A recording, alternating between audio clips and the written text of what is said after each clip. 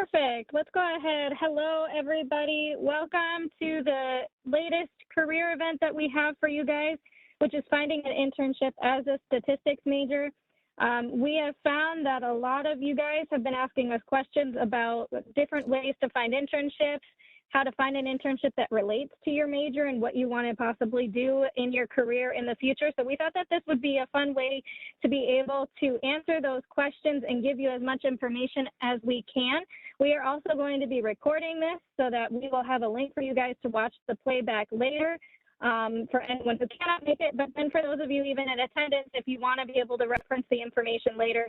Thank you guys for attending. If you have follow-up questions once this presentation is done, feel free to either reach out to Lisa at the Center for Career Development or also reach out to Elizabeth or I, and we would be happy to talk with you. Thanks for joining us tonight.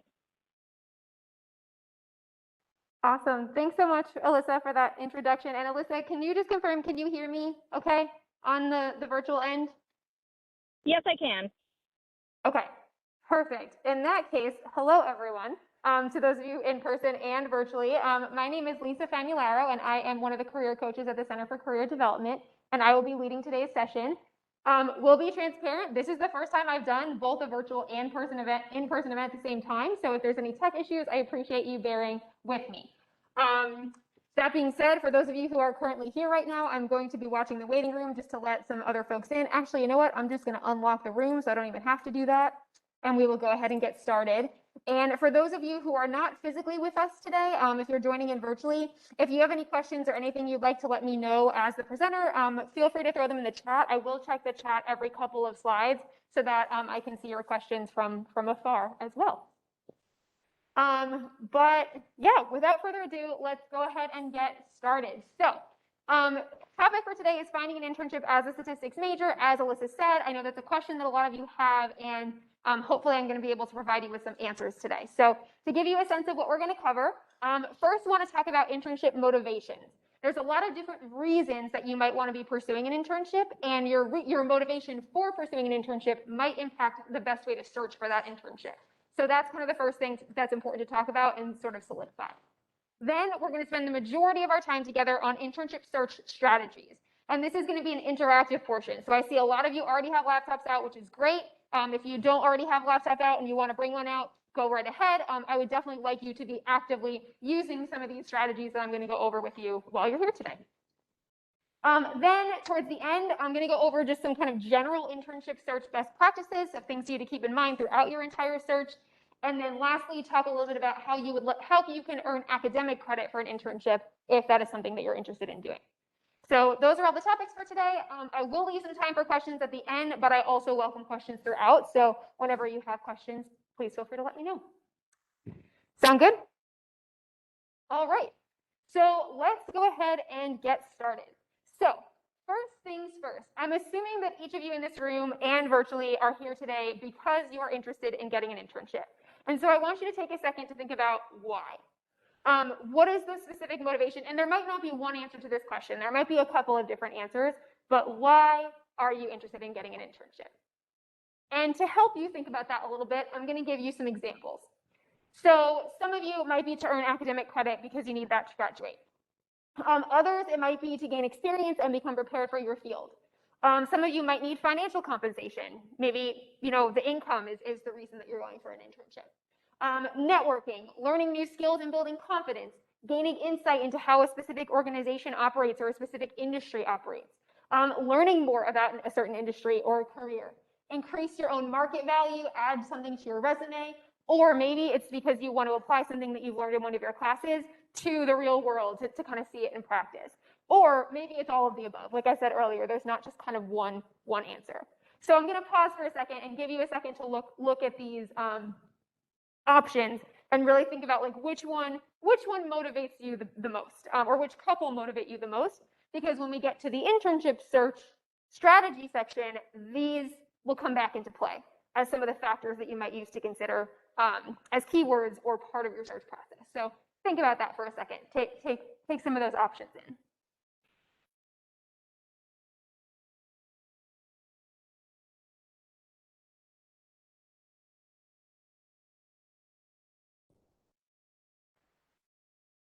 All right.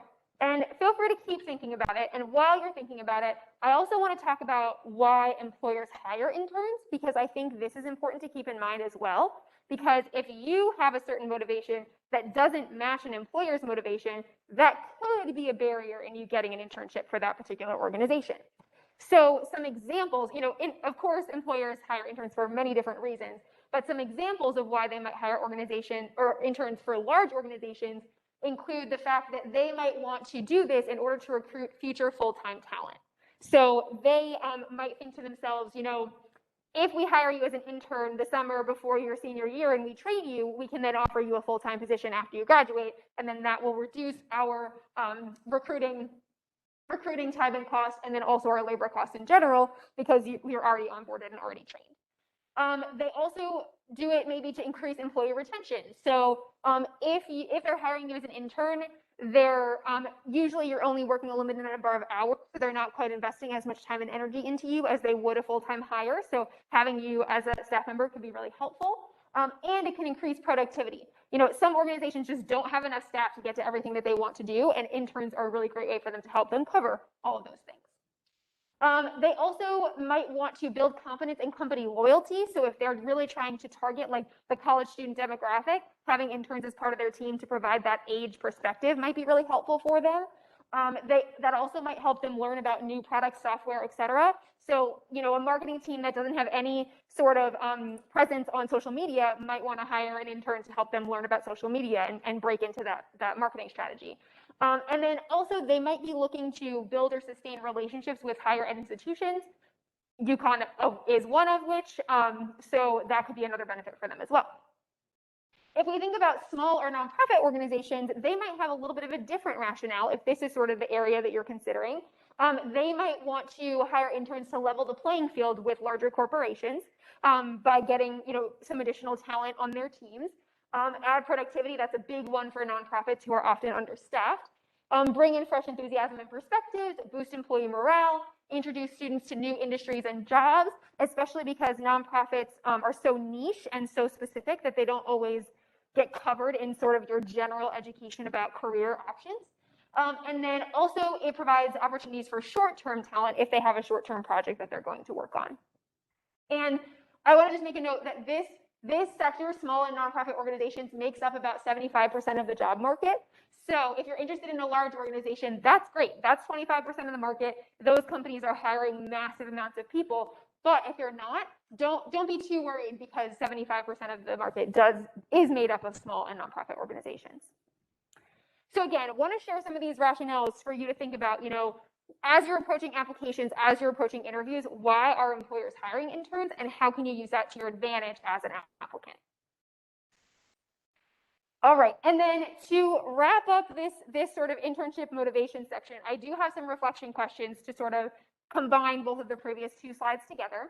So again, these are just things I want you to think about. No need to write them down or answer them. But first one, is there an industry you want to learn more about or test out?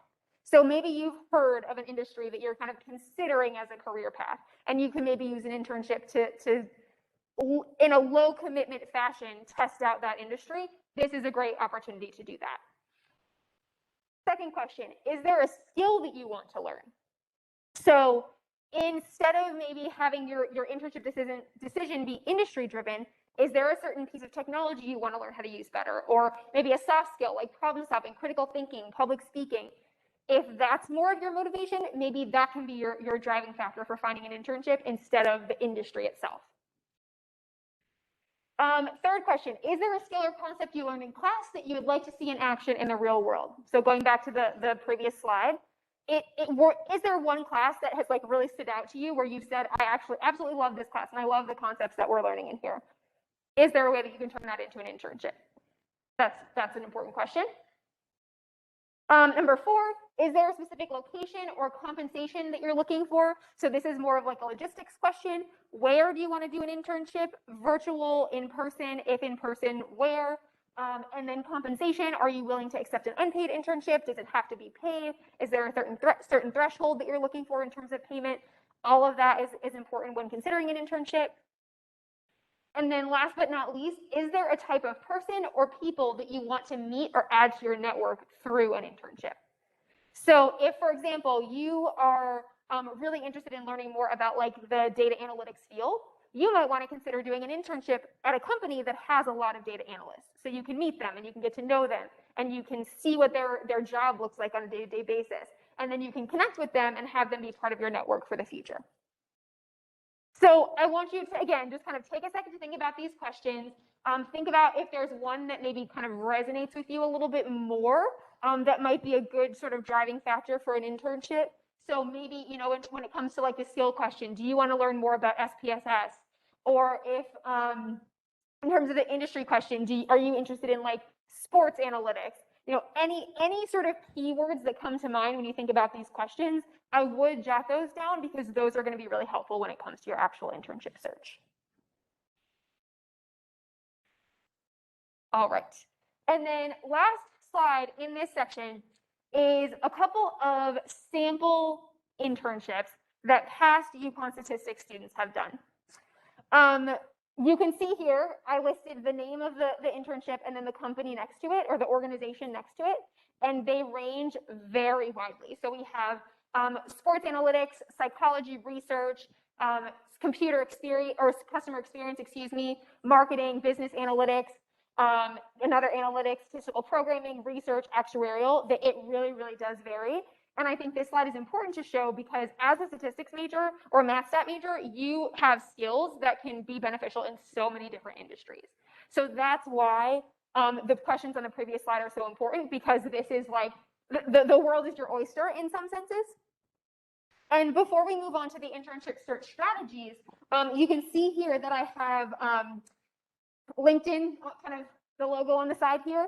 And the reason for that is because if you go on LinkedIn, there's a really cool search feature that you can use to see additional examples of student internships that they've had in the past.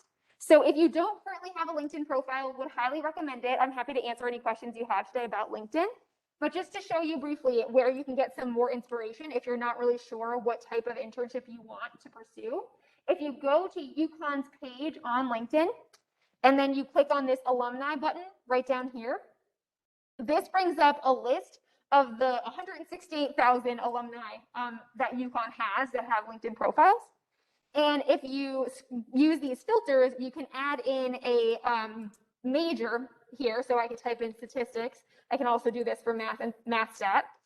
And this is a list of literally all 1,187 statistics alumni who have LinkedIn profiles. And now you can go through and click on each of them and see where they interned and potentially get some more inspiration for what you might want to do for your own internship. This would also be great if you have like a career in mind, but you're not sure what type of internship can get you to that career. This is a really great way to find out sort of the answer to that question. So highly recommend this as a research tool. Okay, any questions about internship motivations, LinkedIn, using it to find example internships from alumni, or anything else I've gone over so far? Hey, Lisa, we have a question in the chat wondering if we can send out this hard copy slide information to those in attendance tonight so that they can have a hard copy of it. Would that be possible? Yes, absolutely. Thank you for bringing that up, Alyssa. I can definitely share the slides with everyone who's here. I forgot to do attendance at the beginning, but for those of you in person, I will ask to do attendance really quickly at the end. And for those of you who are virtual, I will go ahead and put a link in the chat to the slides so you can have them. Perfect. Thank you so much. You're welcome. All right. So without further ado, I want to move into internship search strategies. And the 5 that I'm going to go over today are listed here. So we have Handshake, other online job boards, creating a company target list, using the UConn network, and using your personal network. And I want to make it clear from the very beginning that the best internship search, like the most successful internship search, is going to be one that uses all 5. So we're going to go through each of these individually, but I want you to remember that this isn't like a pick one or pick your favorite sort of deal. You should be using all of these things if you really want to find an internship. All right, and actually, before we jump into the first one, I see a bunch of people taking notes. I promise these will be on future slides. I want to talk about keywords for a second, because when you're on Handshake and when you're on online job boards, keywords really make up how you navigate those websites to find internships that you might be interested in. So what is a keyword in the context of an internship search? A keyword is a word that is related to the type of work you are looking for. And while the position title you are seeking can be helpful, there are many other things you should consider using as keywords besides the position title, because the position title is only going to show you a very specific subset of relevant opportunities. Because one company might call a internship like data analytics intern, another company might call it data science intern, another company might call it analytics intern. So the nuances in position titles make that kind of an ineffective strategy for using keywords. So things that you want to consider on top of the position title include key job responsibilities. So if you want to be, working with clients, or I don't know, using a certain type of statistical analysis, those are things that you can use as keywords as part of your job search. What type of company you want to work for? So do you want to be in like pharmaceuticals or biostatistics type company or a sports company? Those are keywords that you can include in your search as well. The industry that's kind of related to type of company. Location can also be a keyword that you can use as part of your search, whether it's a specific town or city or more like a region. Any software programs or tools that you want to use in your internship. So if you, like I mentioned earlier, if like learning SPSS is your goal for an internship, using SPSS as a keyword can be a very effective way to find an internship that's based on SPSS. And then also any other special skills that you think are relevant. So for example, let's say you speak another language and you want to maybe find an internship that would allow you to kind of have an international presence and incorporate that other language. Using that language as a search term could be really helpful in that way. So main message here is use the position title, but also think about all of these other things that you can use as keywords. And the last point I'll just make here is I work with a lot of students who just use their major as a search term. So you might go to a website and type in statistics or mathematics. And again, that's fine. It will come up with some results. But if let's say a data analytics intern position doesn't have the word statistics in the description, it's not going to come up. So it's important that you don't just stick to your major, because it won't show you all the results that are relevant for your major. Okay, any questions about that, about the keywords? No. Okay, then let's dive in. This is kind of the interactive part, so I definitely encourage you to follow along with some of these portions. So strategy number one is using Handshake. If you're not familiar with Handshake, it is UConn's e-recruiting platform. So any company that wants to hire a UConn student posts their opportunities on Handshake. So it's essentially kind of going out there and collecting all these opportunities for you and putting them all in one place. So if I pull up Handshake, if you've never logged into Handshake before, actually, you can go to our main website, which is career.uconn.edu, and then there's a shortcut right up here at the top to get you specifically to Handshake, and then this is what it looks like when you log in. So at any given point in time, I would say that we have between 10 and 15,000 opportunities posted on Handshake. So it's not like it's a small number. It's a pretty big number. And actually today, as of right now, we have 19 or 18,000, which you can see right here. Even though this tab is called jobs, it does include internships as well. So feel free to click on it and explore for internships. And actually, you can see one of the first filters that pops up is internship. So I can just put that on right now as we do some example searches. So if I click internships, it shows 4,000 positions that are available through, specifically for UConn students from partnership companies. So here's where the keywords piece comes into play. What you can do with Handshake is you can type in a specific keyword. So I actually recently searched for statistics. So if I typed in statistics just as an example, this is showing me 341 internships that have statistics somewhere in the title. So now I can scroll down on the left-hand side here and say, okay, data science / operations, this is a lot of keywords, research, statistics, math, intern positions, sounds interesting. And if you click on it on the left-hand side, the details will come up over here on the right. So you can read about the role, you can scroll down and read about what you'll do, what some responsibilities are, Eventually, you'll get to a section that has qualifications. So here, what knowledge, skills, and attributes do we look for in students? And it lists, oh no, it lists those as well. And you can then use all of that information to decide whether or not you want to apply for that specific position. Of course, Handshake wanted to log me out just then. Okay, so then besides statistics, like I mentioned a few minutes ago, I would also encourage you to use some other keywords. So if I typed in analytics here, you'll probably notice that I'm going to get a totally different list of positions, which yes, I am. So this time a company called Stout is coming up for a 2022 summer internship position. This one is just vaguely called analytics with the National STEM Honor Society.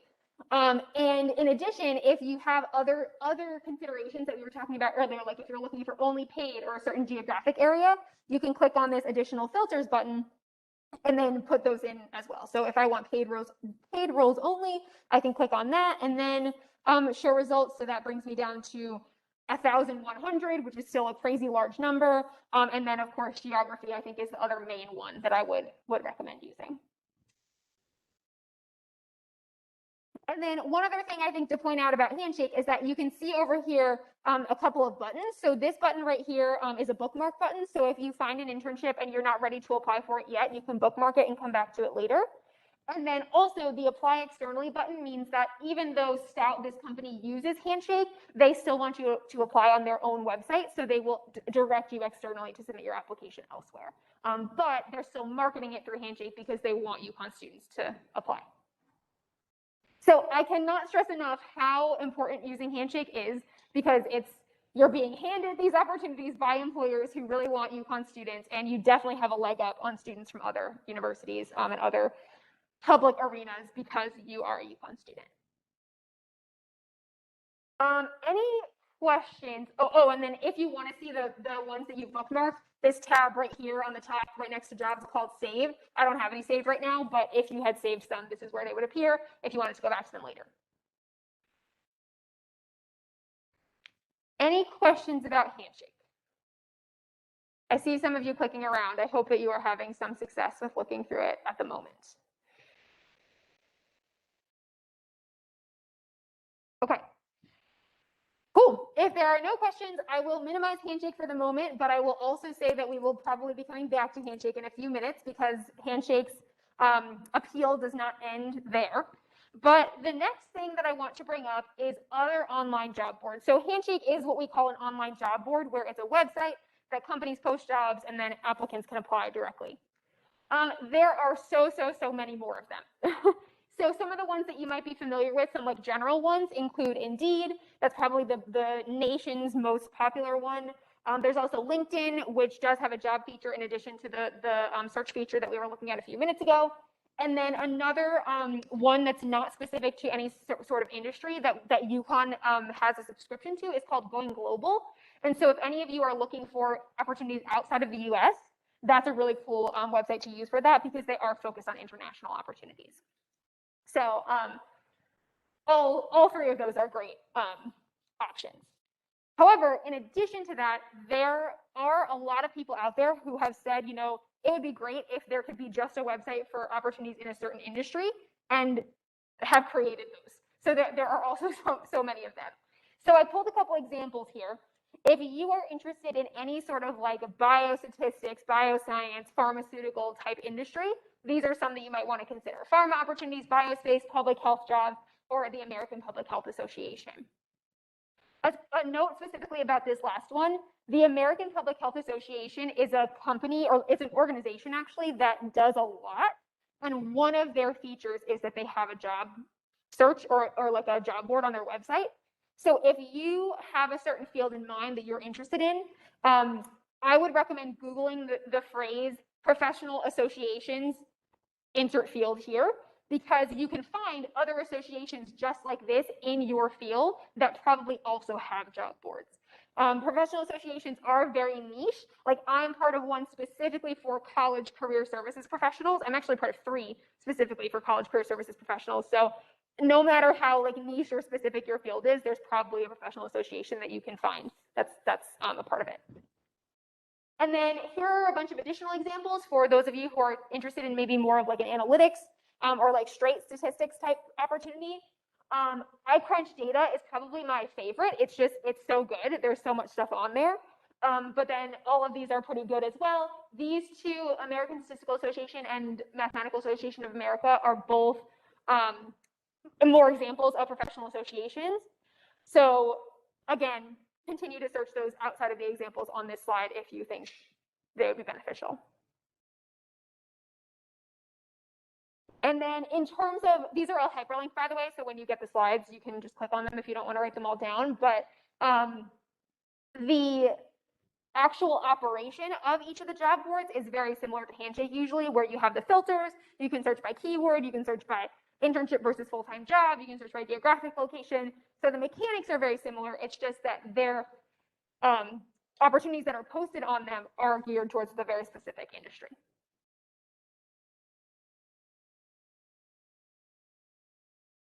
All right.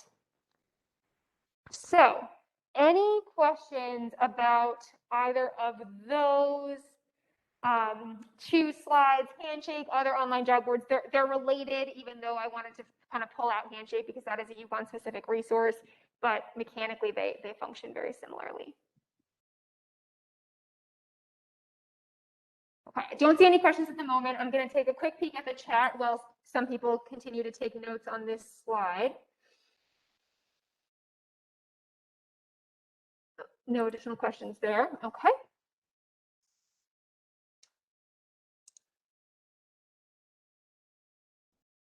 All right. So in that case, I'm going to move on to strategy number 3, which is creating a company target list. So this strategy is sort of best suited for people who might have a little bit better of a sense already of like the type of internship or the industry they want to work in, because this strategy involves creating a collection of your top choice companies to work for in the future and really putting all of your time and energy into those companies. So if, for example, you really wanted to work for an insurance company doing some sort of like insurance or underwriting or actuarial type work, you might say, okay, Cigna, Travelers, and the Hartford are the 3 companies that I'm really interested in, and those are going to be the companies that are on my target list. It says here the number of companies is up to you. There's no magical number for a company target list. It really depends on how many companies you think you can manage, and I'll talk about a little bit more about what that means. So once you create a company target list and you have a list of companies that you're kind of ready to work with, the goal is to find ways to connect with those companies and individuals who work at those companies, because you've probably heard many times that it's not like what you know, it's who you know, and having connections and having relationships with people at a particular company can be a really great in to like getting your foot in the door at those companies. So some options to do that may include things like attending events that company is hosting. A lot of companies do like community outreach events or like public events that are just kind of open to whoever's interested in attending. If you can get to one of those, whether it's virtual or in person, and then use that, mention that in your application that you were there and maybe something that you took away or learned from it, that is going to set you so far apart from so many other people applying to that role. Engage with their posts on social media. So if there's a company that you're dying to work for, make sure you're following them first on social media. And then if you, not, obsessively, but occasionally, comment or share or reply or even direct message them, depending on what platform you're using, and they know your name, they kind of have seen your name, that can also give you a leg up on your competition. Also think about conducting informational interviews with their employees. So if you have a company in mind and you can go to LinkedIn and you can find a bunch of people who work at that company and message them and ask them if they're willing to set up a phone call with you or maybe answer some questions over email, again, that can give you a relationship in the company, and you can have like an inside person who might be able to vouch for you if you're applying for a certain opportunity.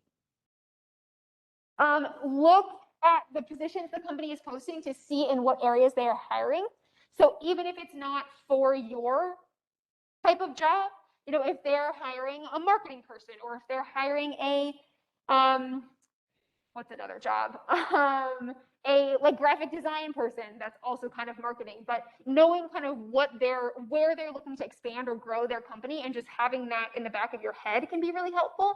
And especially if you are still like an underclass student, getting to know their hiring cycle is helpful. So if you see like every year around October is when they post their analytics positions, that way you know when you're a senior or when you're ready to apply, October is when you need to be ready for that. So getting in the habit of checking their website is a great idea.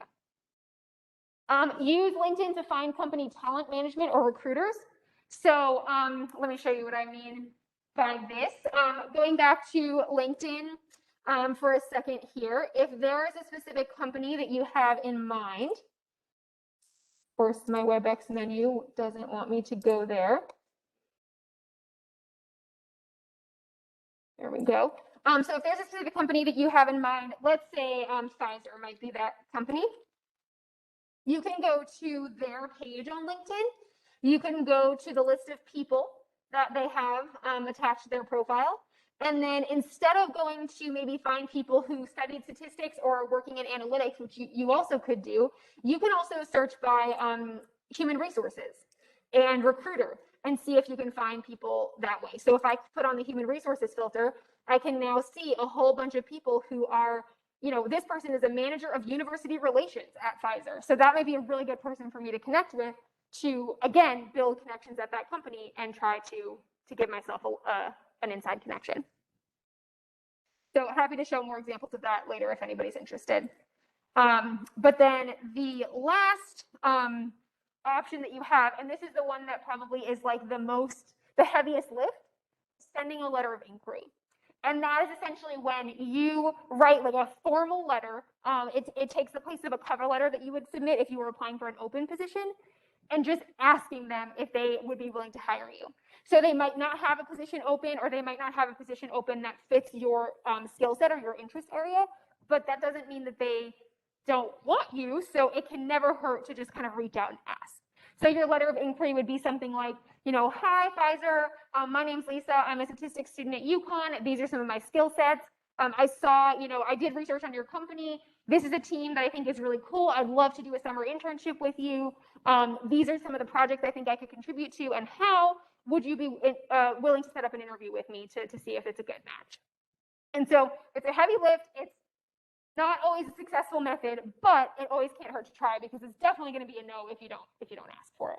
So writing a letter of inquiry is definitely something that our office can help with if that's something that you're interested in doing. So moral of the story here with the company target list is that I'm not telling you to do all of these things for every company that you're possibly interested in, maybe interning for in the future, but because that's unrealistic. That would take so much time. But if there are some companies that you would consider your top companies, this is how you can better your chances of working with those companies, putting all your eggs in those baskets and really making sure you're devoting your time and attention.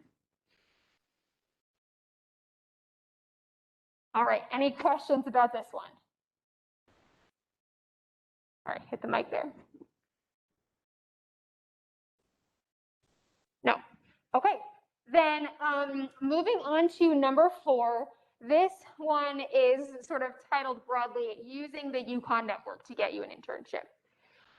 One example of this, of course, is using Handshake. So I just want to bring that up again really quickly, but there's lots of other ways to do this as well. The first, and I would say potentially most important to sort of not miss, are the career fairs. So some of you may have seen the advertisements that are going around right now, because our in-person career fair was this past Tuesday, and our virtual career fair is this coming Tuesday. So first and foremost, if you have not registered yet for the virtual fall career fair, do that. Employers at the fair, for the virtual fair that we have coming up, we have 133 employers registered, so really big selection. They are hiring for both full-time and internship roles. They are hiring for, like, I don't know about fall, but maybe spring internships, definitely summer internships, depending on what timeline you're looking at. And they represent so many different industries. So I want to show you how to see who they are so that you can prep in advance. And also, fun fact, if you missed the in-person career fair on Tuesday, you are still welcome to reach out to those employers because you can still access a list of those employers on Handshake, and you can send them a message and say, hey, wasn't able to connect with you at the fair, but I'm still very interested in your company or your position. Would you be willing to, set up a time to talk to me or something along those lines? So let me show you how to go about doing both of those things. This WebEx menu, geez. Okay, so going back to the homepage of Handshake, the second tab up here, the one that we haven't explored yet, is our Events tab. And in general, lots of good stuff on here. I'll come back to that in a minute. But for the time being, I'm going to go ahead and put on this career fair like event type filter. And this is where you can see all of the upcoming career fairs that we have. So if you are interested in actuarial sciences or accounting, there are actually also fairs coming up for those industries specifically, because those are sponsored by those departments, but you are welcome to attend even though you're not a student in those departments. But this is the UConn virtual fair that I was mentioning earlier with the 133 employers open to all majors. So if you click on the virtual fall fair, the first thing you're going to need to do is click this register button to let us know that you're interested in attending. And then what you can do is you can, I didn't mean to click to X out of that, but that's okay. You can go through the career fair details and see kind of a description of the fair and then all of the employers that are attending. So it's actually, we're up to 134. We had a new one since I heard the number this morning. And this is how you can go through and actually read a little bit about every single company that's attending the fair. Some of them will specifically list the actual internships that they're hiring for. Others won't, depending on their company's style. So it's kind of a hit or miss. And then they also might list like other considerations, like this company listed the class years that they're looking for.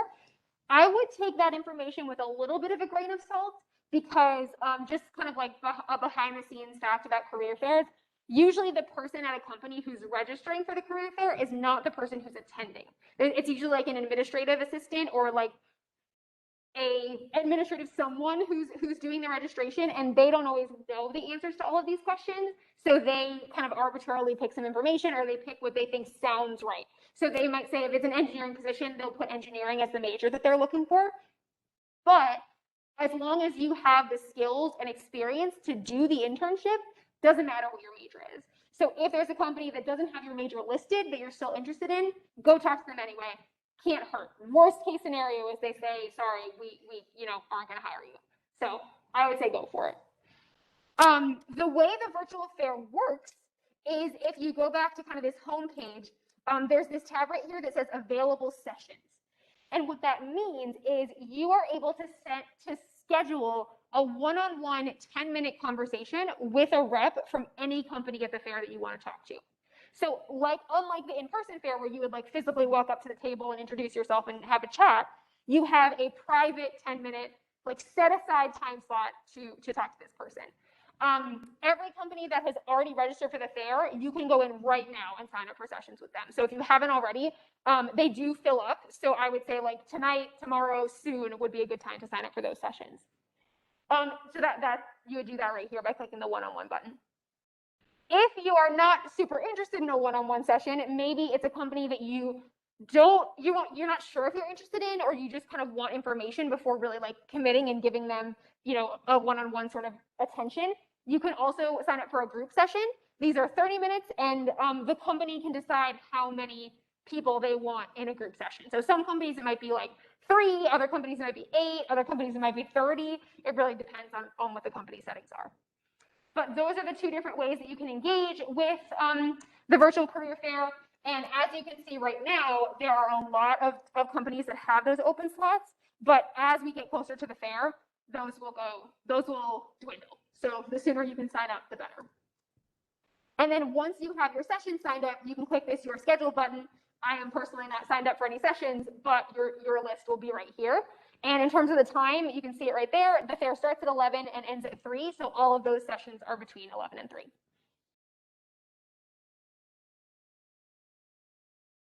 And then I guess one other important detail is When you sign up for a session, it will appear right here in your schedule button. And then at that time, there will be a built-into Handshake video conference room set up for you. So all you have to do is come to this page, click the link, and it'll be all set.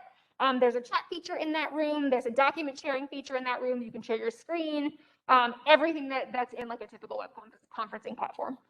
So no need to even involve external technology. All right, and then I did mention earlier that even though the in-person career fair has passed, you are still able to reach out to those employers if there is one that you missed that you are interested in. So if you come to back to the career fair main page and you go to the filters option, you can choose the date range that you want to look for events during. So if I say, you know, show me events in the month of September, show results. Here we go. Here's the UConn Stores Fall Fair 2021 in person. I can click on this, and then I can see all the employers who attended this fair. So you can scroll through. Again, if you click new details, you can sometimes see what specific jobs they're applying for, what job types. And then if you go to that company's page, if you think that company is interesting, you can send them a message on Handshake. They usually have their contact information here somewhere. This is a list of jobs as well, and then you can get in touch with the company and again let them know that you missed the fair, but you're still interested in their opportunities. All right, so I know that was a lot of information about career fairs. Any questions about any of that? I'm going to check the virtual chat too.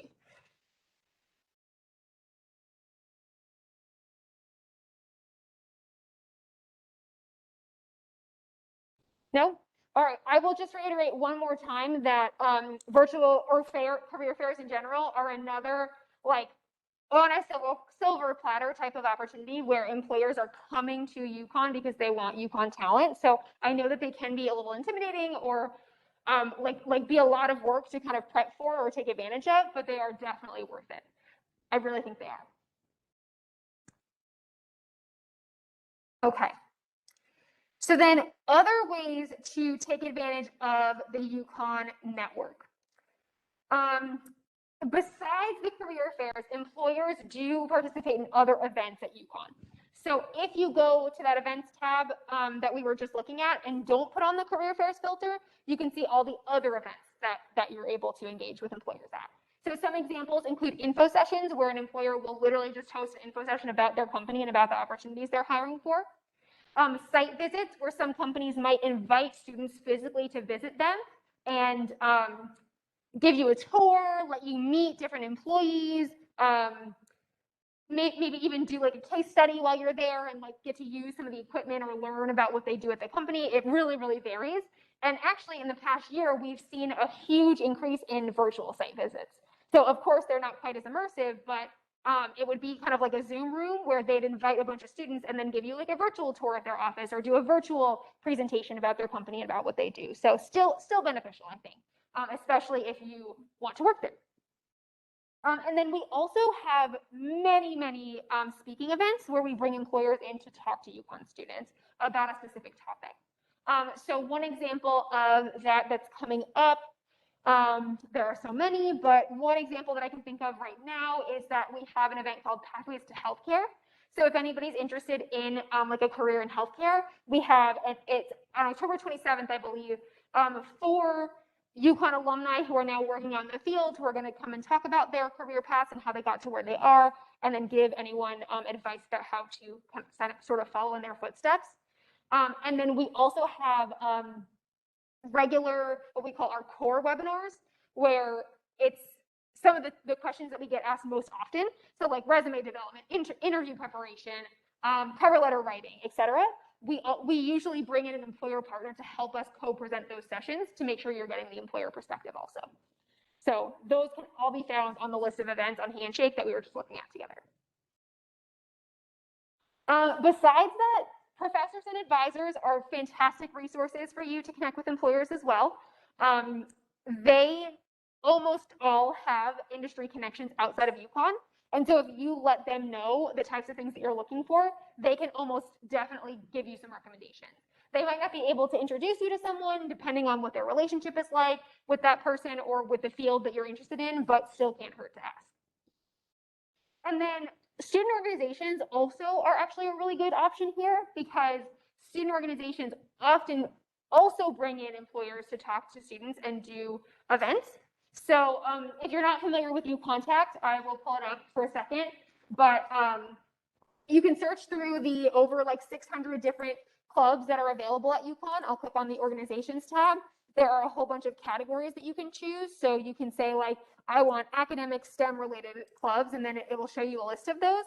And you can read all the club descriptions, and you'll notice that some of them might say things like, you know, we bring in presenters from various companies to talk to students about what it's like to work at that company or how to get into that company. So I think one great example of that is the Data Science Club at UConn. I've actually been working with them recently, helping them kind of find some employer speakers for this semester.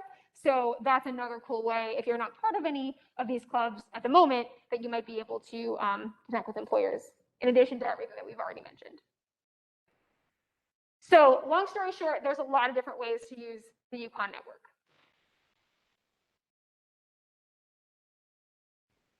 Okay, and then last strategy of the 5 strategies that we've been talking through, going back to our PowerPoint here, is your personal network. And this one is just, you probably have heard this advice before, so this is more of just a reminder, but bottom line, when you're searching for an opportunity, let everyone you know that you're searching for an opportunity, because you never know who's going to know of something or see something or have a connection for you. There is, I think this is actually a number from another slide that I'm going to steal for a second, but about, there's something called the hidden job market, which contains about 50, it essentially means that like 50 to 80% of openings aren't actually posted on the internet because they're filled via other methods. And so if you use the networking approach, you can tap into that 50 to 80% that are not posted online. In terms of what else to do with your network, lean on connections you already have via family or any involvement outside of UConn. So this doesn't have to be like true like professionals, quote unquote. This could be your friends, your family, your supervisor at the retail job that you've worked in the past, your lifeguard supervisor, your the group that you used to volunteer with when you were a kid. Anyone who you're still in touch with, can't hurt to let them know, because again, you never know who's going to have a connection to. Pro tip about networking, focus on relationship building, not just asking for favors. Even though it might feel as a student that you don't have a lot to offer necessarily, still posing the question of like, you know, if you ask somebody, hey, can you keep an eye out for internships for me? Is there anything I can do for you in return? That shows that you're not trying to just take advantage of them or use them for your benefit, but you're also willing to offer something in return if they can think of something that you can help with. So it's always good to do that, because it never feels good to have a conversation where you're just feeling like the other person is using you for your resources. And then also think about expanding your personal network. If you feel like your personal network is not like a viable option for you because it's maybe small or it doesn't have the people who you want it to have in it, then you should try to expand it. So ways to do that, the Husky Mentor Network is another resource that the Center for Career Development has of specifically UConn alumni who want to give back to UConn students. Great way to find people to connect with there. LinkedIn, we've already talked about a couple of times today, but I showed you how to find maybe new people to reach out to. And then also social media. I think social media is an underutilized networking tool, but as long as you approach it in a professional manner, and you can send DMs to people who work at different companies, especially on Twitter. If you're on Twitter, I would say that is like both a personal and professional social media platform. Even on Instagram though, like if there's a cool Instagram that you follow and you would like to know about like internships or jobs at that company, DM them. Worst case scenario, they don't respond. So definitely can't hurt to try to expand your network via social media. Okay, so those are the 5 strategies that I wanted to go over today. I hope that I see a bunch of you taking notes. I also see a bunch of you clicking around, so I hope that you were able to test out a few of them. And I just want to reiterate the point from when I opened up that section, which is the best internship strategy is one that incorporates all 5 of those. So if you can really include all of those in your strategy, that's going to be the best case scenario. Any questions about any of that before I move into this next section?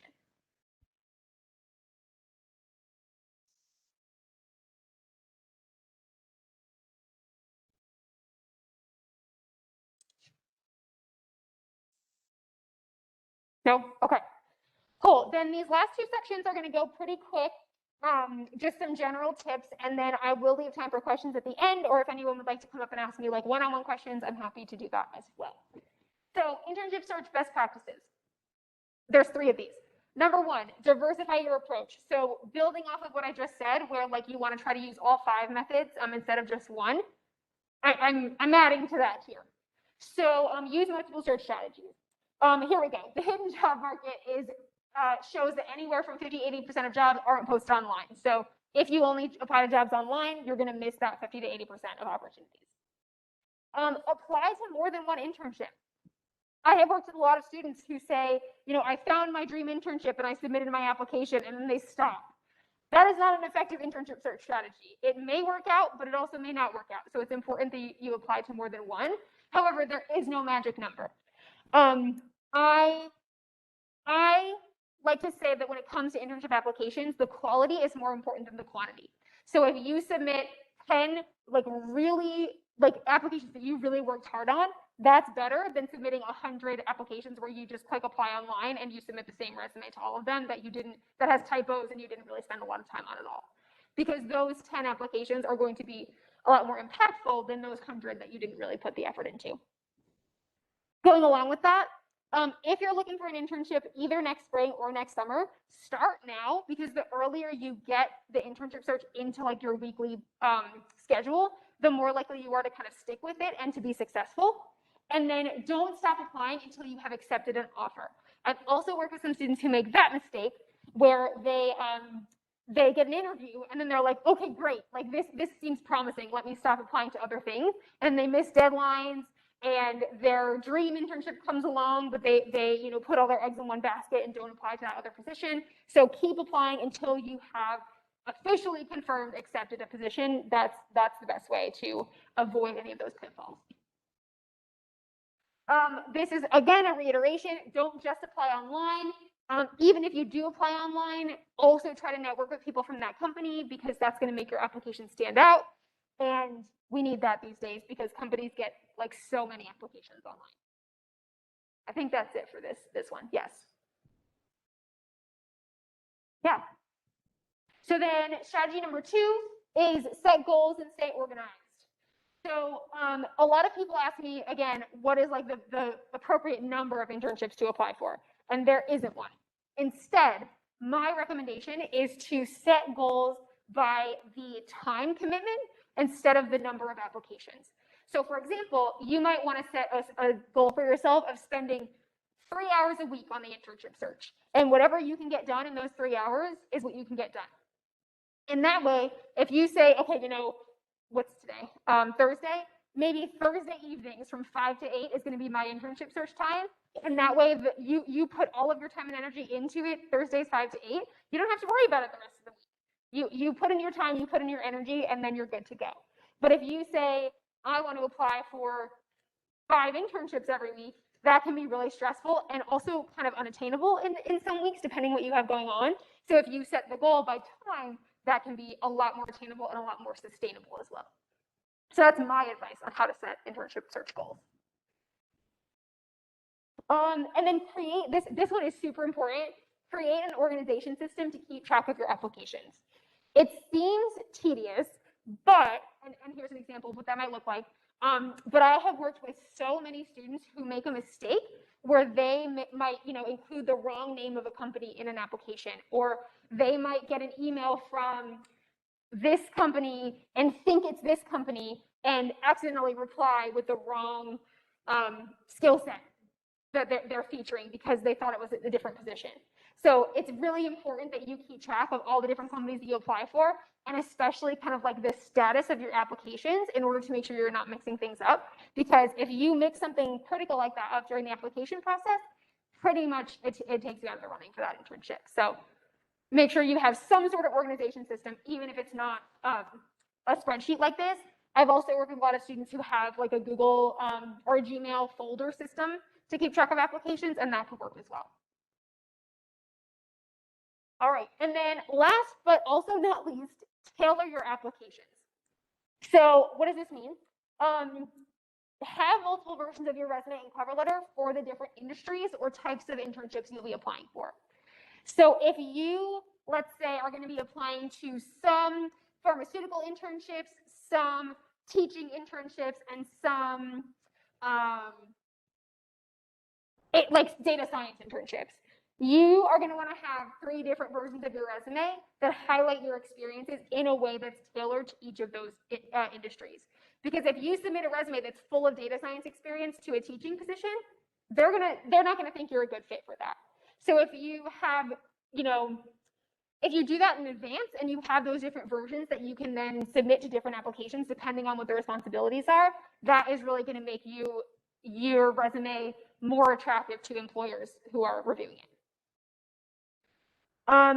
Also, as you're doing that, as a part of that process, review the position description carefully to identify what skills each employer is looking for.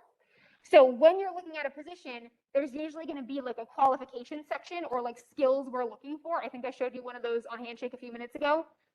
That's like a cheat sheet. That's like, this is what makes a good candidate. So this is what we're going to be looking for in your resume and cover letter.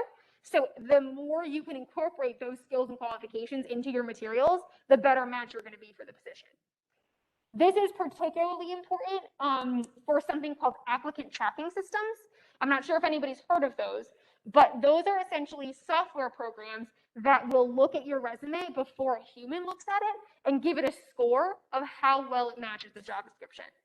So if you don't spend the time matching those keywords and matching those skills, you're going to get a low score, and then you might be out of the running compared to people who did put in that time. So that's why this part is super important. And then tailor your resume and cover letter to each internship, of course. A few more examples of how you can do that. Mention the position title and company in your objective statement if you have one on your resume. So some people will say, to obtain the research internship at Pfizer in the summer of 2022, utilizing my skills in blank. So the more specific you can get in that objective, the more tailored your resume will feel. Put your most relevant past experience towards the top of your resume. So I really like when students underneath their education section have like a related experience or a relevant experience section, instead of just having sort of like a work experience or a generic experience section. And they pick and choose what's most relevant and put it in that section.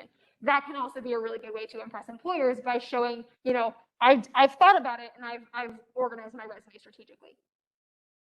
And then lastly, when you're writing your cover letter, if you do have to write one for the internship, choose stories to include that feature relevant skills. So if the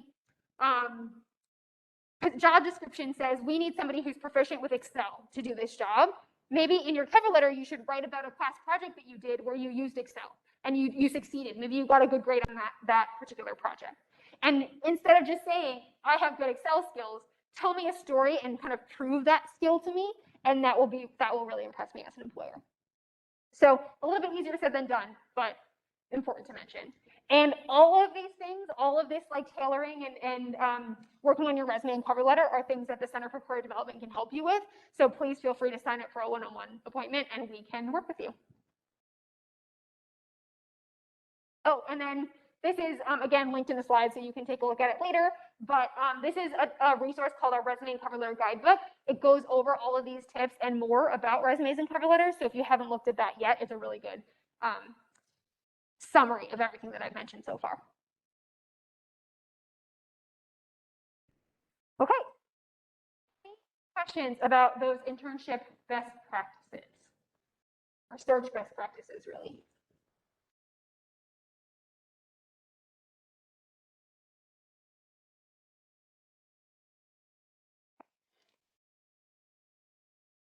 No? All right, then I will go through this last section and then leave the rest of our time together today for questions. So, earning credit for your internship. There are actually 3 ways to do that at UConn. If you're not interested in this, that's totally fine, but I do just want to mention them as possibilities in case any of you are. So the first one is to earn anywhere between 1 and 12 credits through an academic department. The statistics department does have an internship course, which we'll talk a little bit more about on the next slide, but you can also do this through other departments as well if you have an internship that is relevant to that department. So for example, if you were doing like a healthcare internship, like maybe a healthcare statistics type of position, you might be able to get credit through like the bio department if you need bio credits or something like that. So as long as your internship is relevant to that department, usually they're welcome to have students get internship credit through their department. And the reason this is a range is because it depends on two things. One, how many hours your internship entails. So like a 10-hour-a-week internship is going to be different than a 40-hour-a-week internship in terms of how much credit you can get. And then also how many times you repeat the class. So some departments will let you repeat the class up to like 3 times. So you could get like 12 credits for it or something like that. Or I think some classes even offer 6 credits for one class. I don't know all the numbers off the top of my head, but that's why it's such a big range. The second option is if you would rather not go through an academic department, you can go through our office. We have a 1-credit internship course. We offer it spring, summer, and fall. And it's called the Supervised Internship Experience course. And the reason it's called that is because essentially there's a staff member in our team. Her name is Beth. And in addition to doing your internship, you will have a few assignments from her throughout the semester. I think it's like three reflections and a final paper or something like that. It's not a very heavy lift, but it has to be something because it's 1 credit. And you will get that 1 credit on your transcript. So this is really popular if you need like 1 additional credit to graduate, or if you're doing an internship over the summer and maybe you don't want to pay to earn the credits, earn 12 credits, you can just pay to earn 1 if you'd prefer to do that. And then the last option is receive a notation on your transcript with our office's, it's called the Documented Internship Experience option. So it's actually worth 0 credits, but it still appears on your transcript if your ultimate goal is to just like let employers know that you've done an internship officially through your transcript. So there is a website or a page of our website. It's career.uconn.edu/earn-credit-for-your-internship if you want to read through all these options in more detail. But just to give you sort of some snapshots, the statistics course, it's stat 4190. You can get between 1 and 3 credits because that's what the statistics department offers. There are some prerequisites involved. So if you're interested in this course, you want to pay attention to these things over the next couple of semesters to make sure you have them. They include the completion of lower division general CLAS requirements, so Gen Eds, and then also completion with a grade of C or higher on these courses.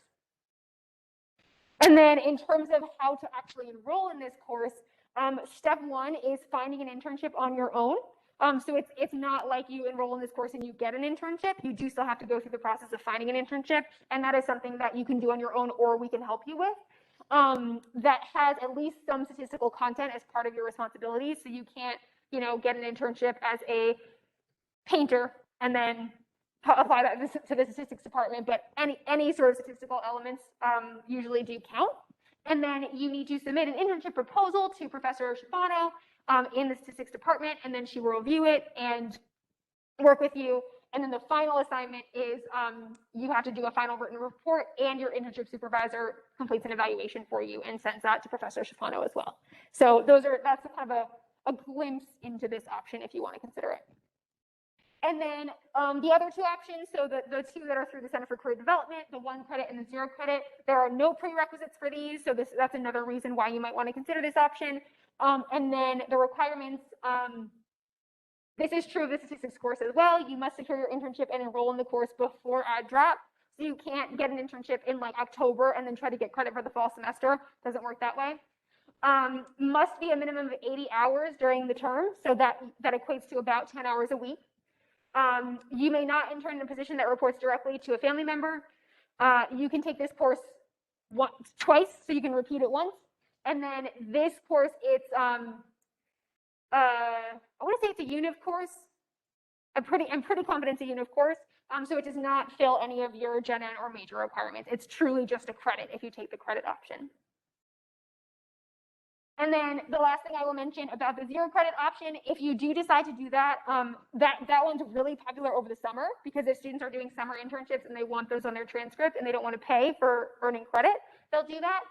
The total cost for the summer course is around $40.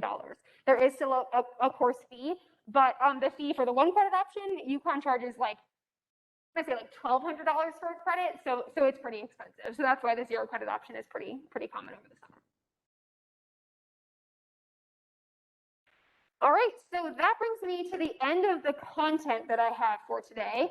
There haven't been a ton of questions so far, but I am going to pause once again for questions. And while I am doing that, I am going to bring up a QR code that you all can use to check into this meeting so that I can send you the slides afterwards, which I forgot to do earlier. So give me 1 second to do that and let me know if you have any questions in the meantime.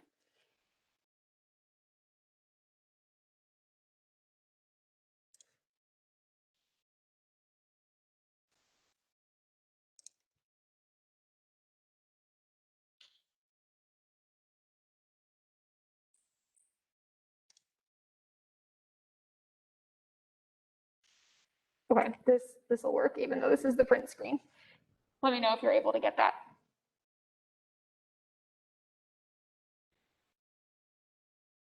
Okay, looks like it's working. Cool, so once you check in, I will know that you're here, and then probably tomorrow I will send you a link to the slides and all the links in there so that you can have access to them.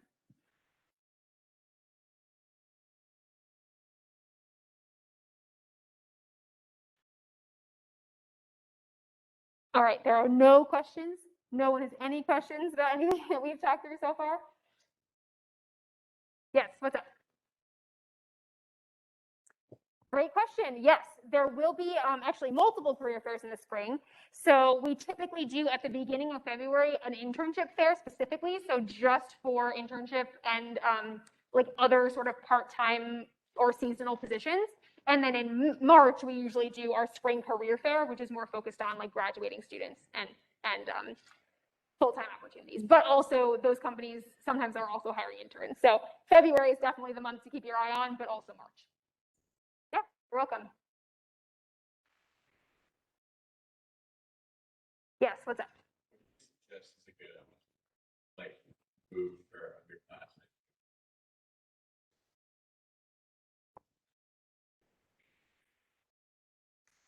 Sure. So I would say that even as an underclass student, it can't hurt to submit applications, because worst case scenario, you don't get any interviews, but best case scenario, you get your name on a company's radar. And then if you apply again next year, they already have like noted in your records that you're interested, and then that will set you apart from other applicants. So I would say everything that I went over today would still definitely apply to freshmen, sophomores, as well as juniors. Juniors, really, seniors often aren't looking for internships. But there's like really no downside to starting early. And I will say that some of the larger companies have reputations for having more competitive internships. And so you might see for some of the bigger companies, like maybe Pfizer as an example, will say that one of their requirements is that you have to be like a junior or an upper class student. Again, apply anyway, can't hurt. But also some of the small, like mid-size or smaller companies tend to be a little bit less competitive. So if you do want an internship as a first-year student, I would strongly consider some of those smaller companies, because they're usually, the applicant pools just aren't as big because people know the big names. So just keep that in mind, I guess, as part of your search. And then the other thing you can do is build skills. So if you are seeing like all these internships want you to know how to like code in VBA, maybe this summer you work on coding, learning that coding language, and then next summer you can apply for internships with that skill. So those I would say are my top recommendations. You're welcome. Yes. Hey, Lisa, in the chat, we have a question on how to check in when you're attending virtually. Great question. I thought I was sharing my screen, but I guess I am not. Let me fix that really quickly right now. What is your question? Well, Lisa, what they're saying is that they're having trouble getting the QR code to work through a screen. Got it. Okay. No, actually, I have their names anyway because they're attending the meeting, so they don't even have to worry about it. Perfect. Okay. What's up?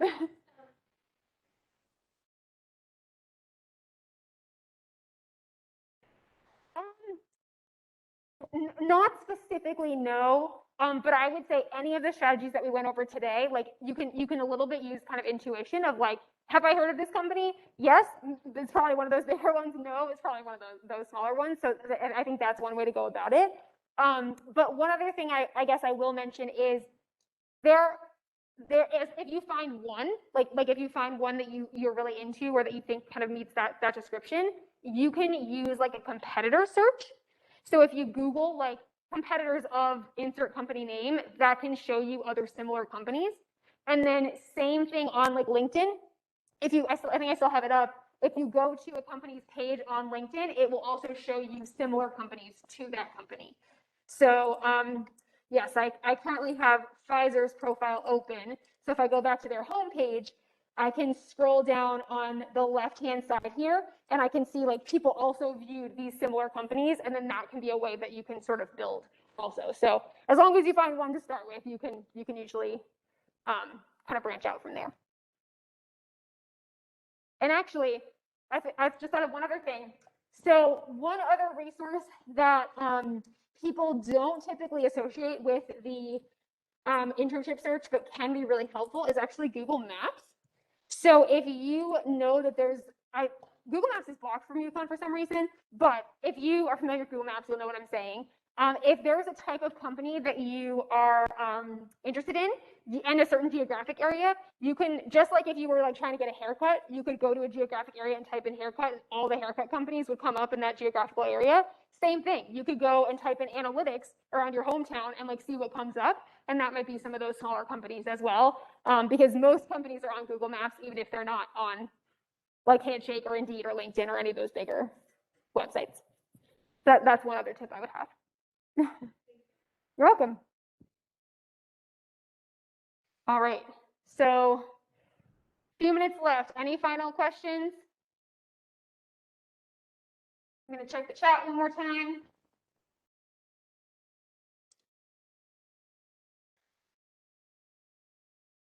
Nope. All right, then I will go ahead and wrap it up here. Once again, my name is Lisa. So if you do want to set up another meeting with me in the future, actually, I have a slide for this. You're welcome to either send me an email at my email address right here, or if you did go on to Handshake and schedule an appointment with the Career Center, you'll see my name pop up as one of the people that you have the option to meet with. So please feel free to follow up with me if you do want to kind of talk one-on-one and get some tailored advice. But otherwise, thank you so much for coming, whether you're virtual or in person today. And I will hang out up here if anybody has any one-on-one questions. But have a great rest of your Thursday. Thank you so much, Lisa, and thank you to everyone who attended. Again, you can also reach out to either Elizabeth or I, and we would gladly talk with you. Dr. Schifano has a lot of great information on helping you guys figure out if it'll count towards statistics or not, and certainly Lisa will be an amazing resource as well. Thank you again for attending, guys, and we'll get you the information as soon as we can, okay?